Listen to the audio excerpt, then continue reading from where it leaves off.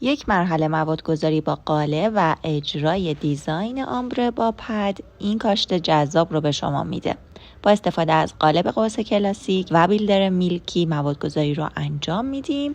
البته قبل از موادگذاری داخل قالب صدف ناخن رو زیرسازی میکنیم و اسلیپ لایرمون رو هم با رابر بیس کلیر یا بیس کوت اجرا میکنیم. بعد از خشک شدن کامل متریال قالب رو جدا میکنیم و با سوهان دستی با درجه زبری 180 فریم ناخن رو در میاریم که در اینجا فرم مربع مد نظر ما هست. با استفاده از پد اسفنجی و پینت ژل یا لاک ژل آمبره رو در نواحی که مد نظرتون هست پیاده سازی میکنید. این مرحله رو 2 الی 3 بار تکرار میکنید تا پیگمنت مورد نظر ایجاد بشه و در نهایت با استفاده از تاپ گوت یا رابر تاپ لایه فاینال کار رو اجرا میکنید. امیدوارم از این آموزش نهایت